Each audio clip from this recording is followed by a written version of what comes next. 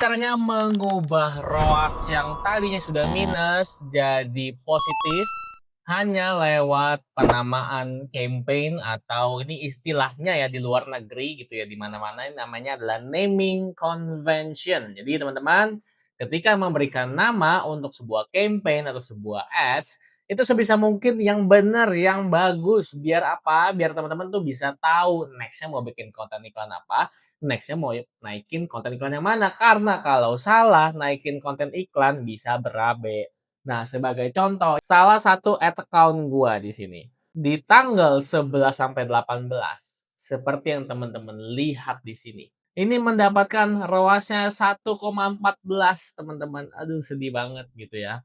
Seminggu cuman balik modal doang. Tapi nggak apa-apa. Karena kita punya sistem penamaan yang benar. Karena kita tahu apa yang kita kerjain.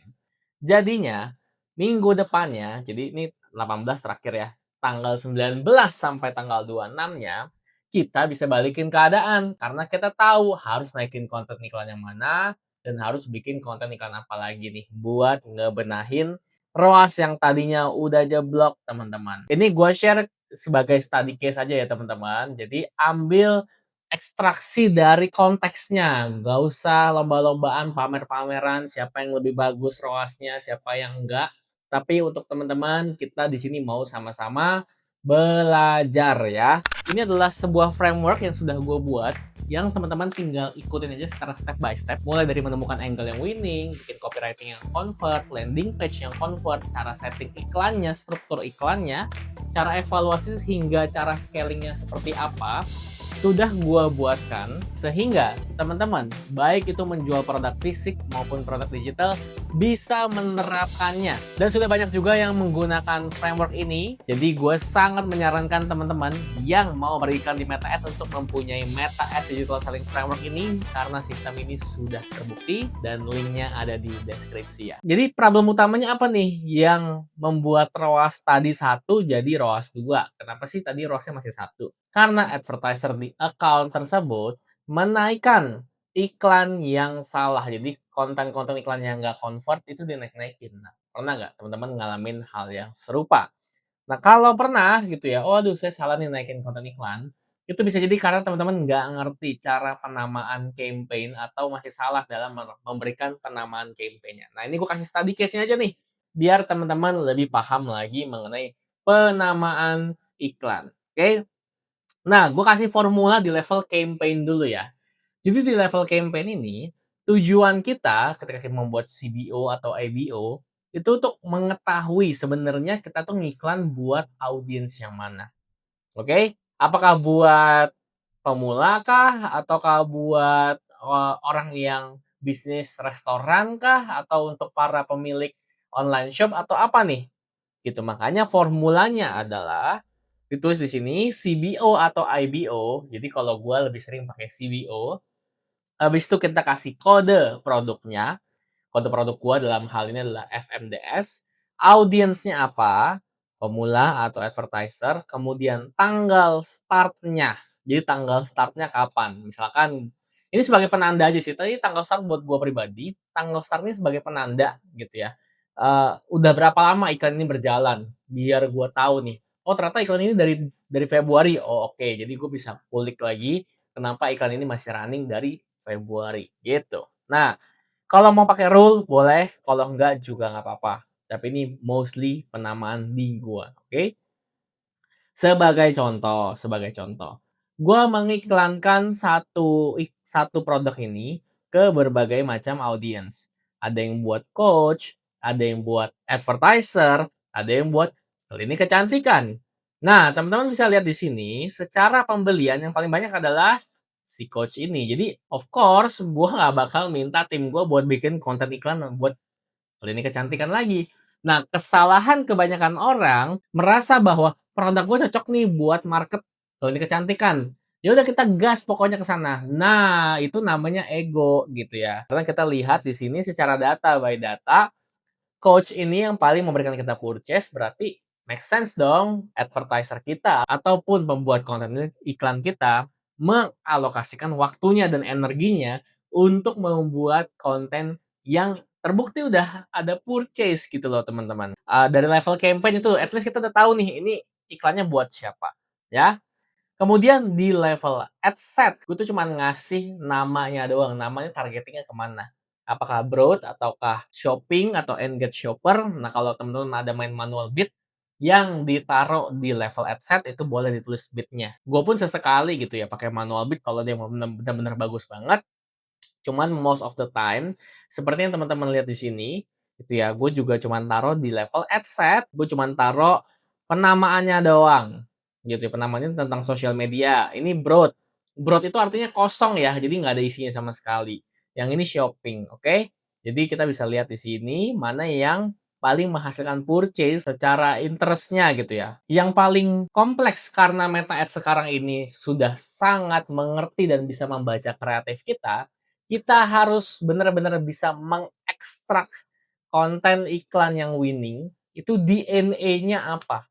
Jadi konten iklan kita yang benar-benar works, itu DNA-nya apa. Nah, gue sudah membagi DNA konten iklan itu menjadi 7 indikator, teman-teman. Yang pertama, gue harus tahu konten iklan ini angle-nya apa, secara angle.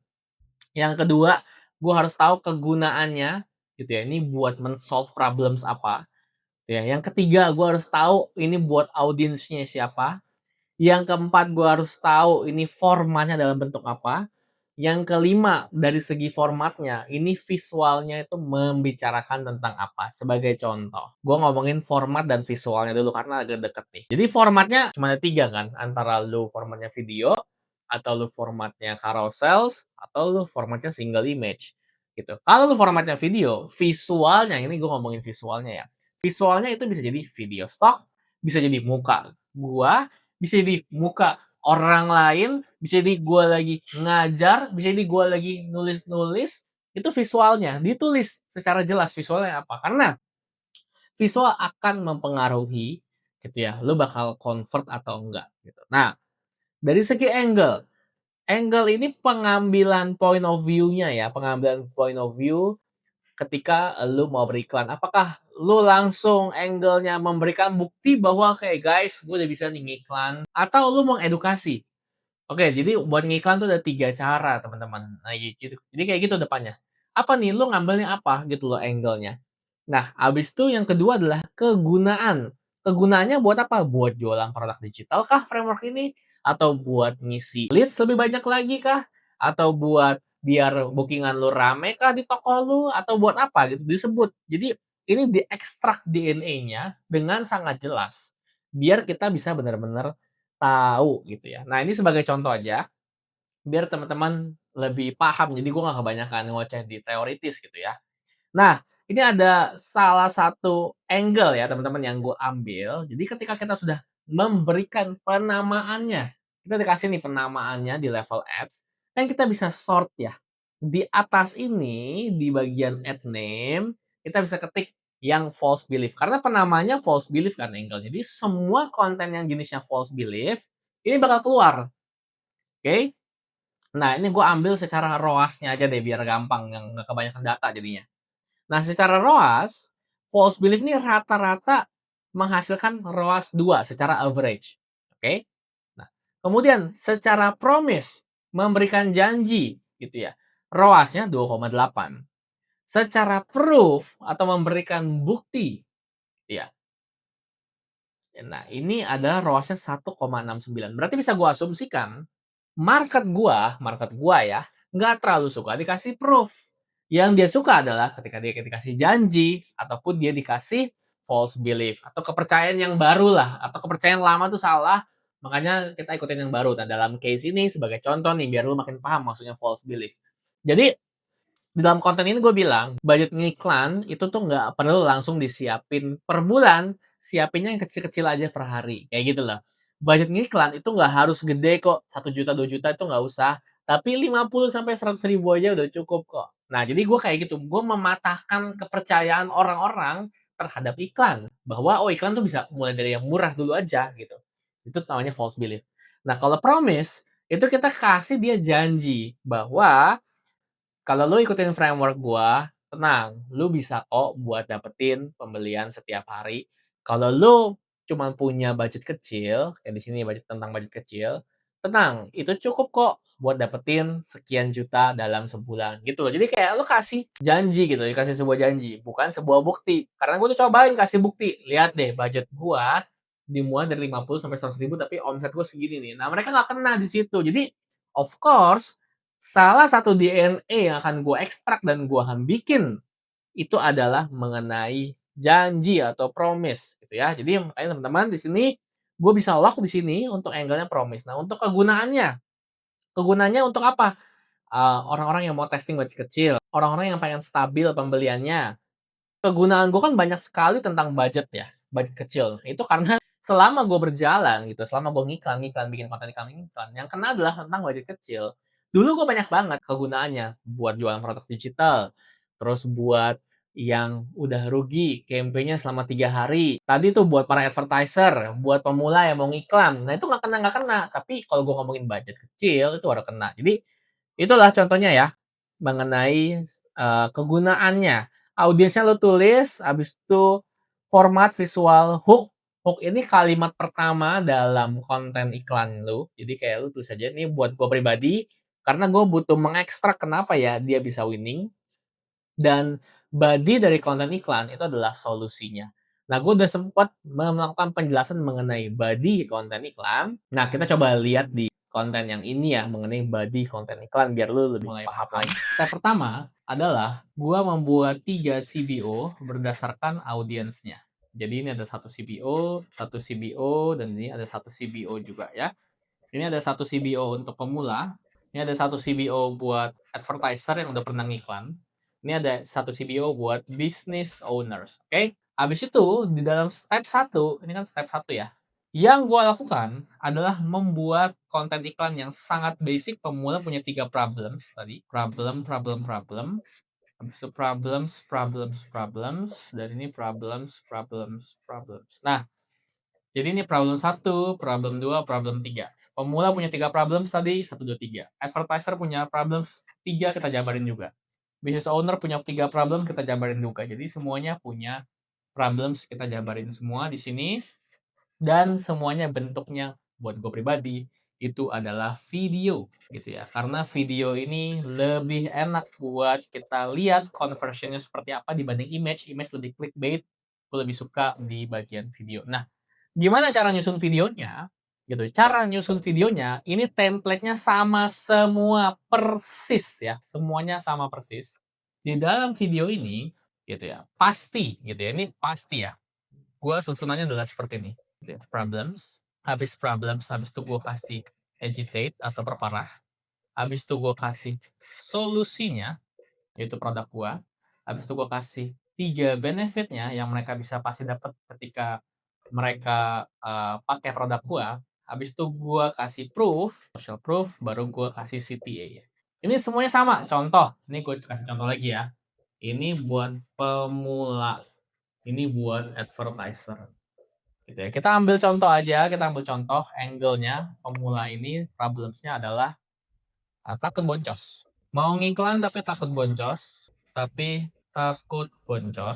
Mau ngiklan tapi takut boncos, tenang aja gitu ya. Nah, kita orang yang takut boncos nih kita hit dulu problemsnya mereka, kita kenain dulu gitu lah. Kita kenain dulu biar sama-sama relate nih gitu loh. Advertiser udah pernah ngiklan tapi masih boncos. Jadi udah pernah ngiklan tapi boncos. Nah, kita tanya sama. Jadi hooknya kayak gini. Ada yang mau ngiklan tapi boncos, ada yang udah pernah ngiklan tapi boncos. Ini adalah 2 konten yang berbeda, teman-teman. Oke? Nah, nanti dari solusi ketiga benefit, ini gue jadiin yang namanya body content. Sebelah sini, body content kan selalu sama. Oke? Body content akan selalu sama. Tapi dari problem dan agitate yang hook-nya lah, ini kan sebutnya hook lah ya. Ini yang beda-beda, yang akan kita puter-puter terus. Gitu. Karena yang paling penting adalah 3-5 detik pertama kan konten iklan.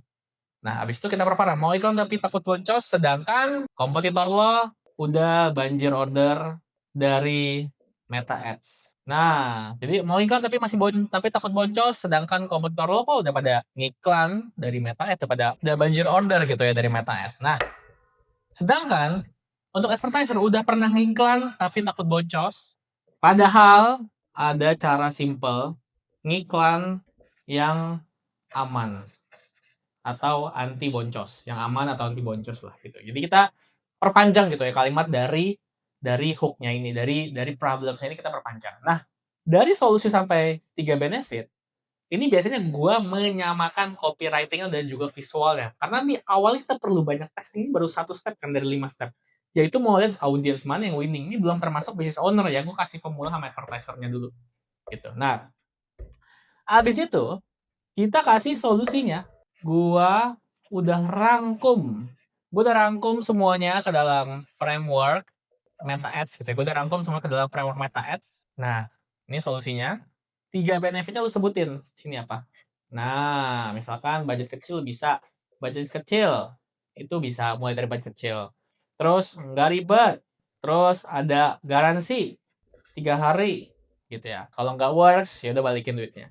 Proof-nya kita kasih lagi orang-orang yang sudah kasih bintang 5 gitu ya. Kita tampilin entah itu testimoni, baru kita klik sekarang atau dapetin sekarang. Ini yang gue sebut sebagai body iklan. Jadi ini head-nya, ini body-nya. Nah, ketika kita mau cek problems, kita mau cek di sini. Problems gitu ya. Yang kita ubah tuh cuma bagian atasnya doang. Body-nya tuh nggak usah diubah. Jadi kalau gue bilang mau ngiklan tapi takut boncos, sedangkan kompetitor lo udah pada ada banjir order yang dari Meta-Ads. Gue udah rangkumin caranya lewat framework Meta-Ads Digital Selling. Start bisa dari budget kecil, nggak ribet, dan ada garansi juga 3 hari. Orang-orang udah pada mulai profit juga dari Meta-Ads. Lihat nih review-reviewnya, klik dan dapetin sekarang. Ini buat pemula dengan problem yang pertama. Advertiser dengan problem pertama, udah pernah iklan tapi boncos. Udah pernah iklan tapi boncos, padahal ada loh cara simple yang aman. Udah rangkumin caranya lewat framework Meta-Ads Digital Selling. Budget kecil bisa, nggak ribet, dan ada garansi 3 hari. Orang-orang udah mulai profit juga pakai cara gue daripada kasih bintang 5 dan klik dan dapetin sekarang. Nah, jadi dari sini ke sini itu sama, teman-teman. Ketika gue membuat satu konten lagi, problems kedua, let's say pemula tadi mau iklan tapi takut boncos, sama settingannya ribet, masalah settingan. Kita tinggal bilang, lo ngerasa settingan Meta-Ads ribet, sebenarnya nggak segitunya sih bro. Gue udah rangkumin sih caranya dalam framework Meta-Ads Digital Selling. Jadi itu udah 2 konten lagi. Jadi satu mengenai settingan, satu lagi udah mengenai takut boncos. Karena di sini kan selalu sama, solusi sampai CTA kan selalu sama. Yang beda adalah problem-problem orang-orang. Jadi ketika gue bilang gue membuat 5, 10, 15 konten per hari, mostly itu cuma di otak-atik atasnya doang. Di bagian head, di bagian hook-nya doang yang di otak-atik, oke? Jadi ini yang penting menurut gue teman-teman. Sehingga data yang kita dapat di sini adalah kalau gue bikin konten promise itu bakal lebih bagus dibanding konten false belief. Konten false belief bakal lebih bagus dari konten proof. Jadi of course gue bakal kasih ke tim gue, tolong naikin konten-konten yang promise dan juga buat konten iklan yang tentang promise juga. Yang proof udah nggak usah dan bahkan dimatiin aja. Gitu. Jadi cara nge-briefnya kayak gitu. Oke? Nah, semakin banyak lu ngiklan dan lu semakin banyak lu mengekstrak ya sebuah DNA dari konten iklan lu, maka akan semakin clear atau clarity. Jadi ketika lu melangkah gitu ya, kayak set lu melangkah, nah 80% tuh lu udah yakin. 20% ya oke lah, margin of error, ketidakpastian dan segala macam gitu ya. Tapi at least 80% lu tuh udah ngerti angle apa yang bakal works. Contohnya di sini kegunaannya, use case-nya apa yang bakal works, audiensnya apa yang bakal works, dan secara visualnya apa yang bakal works di sini ya. Jadi ini kalau gue nge-breakdown by AI, jadi jangan sampai salah lagi di penamanya karena penamaan akan membantu teman-teman untuk men-sort gitu ya, mana yang bakalan bagus, mana yang enggak. Semoga bisa membantu dan kita ketemu lagi di next video ya.